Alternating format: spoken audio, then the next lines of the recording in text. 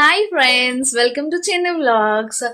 ఇవాళ ఈ వ్లాగ్ లో నేను మీకు అద్భుతమైన టీ చూపిస్తానండి. అద్భుతమైన టీ అని ఎందుకు అంటున్నాను అంటే, పెళ్లికి ముందు నాకు అసలు టీ అలవాటే లేదండి. ఒకసారి మా ఆయన ఫోర్స్ చేస్తే టీ తాగాను. కొంచెం హెడేక్ గా ఉందనమాట. అందుకని మా ఆయన టీ పెడతా అంటే నేను సరే అని చెప్పాను. మళ్ళీ హస్బెండ్ తో పని చేపిస్తుంది ఏంటి అది ఇదని బ్యాడ్ కామెంట్స్ అయితే పెట్టకండి, హెడేక్ గా ఉందని చెప్పేసి మా ఆయన టీ పెడతా అంటే సరే అన్నాను. కానీ టీ అయితే అవసరం పెడతారండి మా ఆయన. ఆ టేస్ట్ ఎక్కడా ఉండదు. 4-5 చోట్ల మా ఆయన మళ్ళీ టీ నాకు టేస్ట్ చేయించారు, బట్ నాకు ఎక్కడ నచ్చలేదు. అంత అవసరం గా పెడతారు. సో నేను ఆ టీ రెసిపీ అయితే మీతో షేర్ చేస్తానండి. మీరు ఇంట్లో తప్పకుండా ట్రై చేయండి. అండ్ టేస్ట్ ఎలా ఉందో కూడా నాకు కామెంట్ చేయండి. ఇంకా ఆలస్యం లేకుండా మీకైతే రెసిపీ చూపిస్తాను, పదండి. ఫస్ట్ స్టవ్ ఆన్ చేసి వెజల్ పెట్టుకొని అందులో వాటర్ యాడ్ చేసుకోవాలి. మనం ఎంత వాటర్ యాడ్ చేస్తున్నామో అందులో డబల్ క్వాంటిటీ మిల్క్ తీసుకోవాలండి.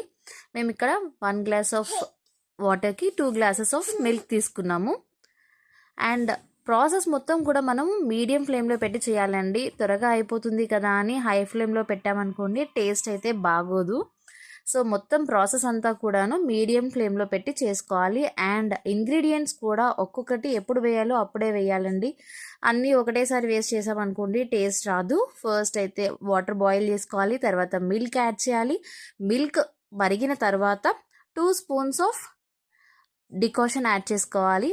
డికాషన్ కూడా బాగా మరగాలి. ఒక 2 to 3 మినిట్స్ వరకు డికాషన్ మరిగిన తర్వాత ఒక 1.5 స్పూన్ వరకు షుగర్ యాడ్ చేసుకొని మీడియం ఫ్లేమ్లో పెట్టుకొని చూపిస్తున్న విధంగా కలుపుతూ బాయిల్ చేసుకోవాలన్నమాట. షుగర్ తక్కువ తీసుకునే వాళ్ళు తక్కువ యాడ్ చేసుకోండి. మేమైతే మీడియంగా తీసుకుంటాం కాబట్టి జస్ట్ 1.5 స్పూన్ మాత్రమే షుగర్ యాడ్ చేసుకున్నాము. ఇప్పుడు చూపిస్తున్న ఇంగ్రీడియంట్స్ మెయిన్ అండి. యాలుకలు, చెక్కలు అండ్ అల్లం, మిరియాలన్నమాట.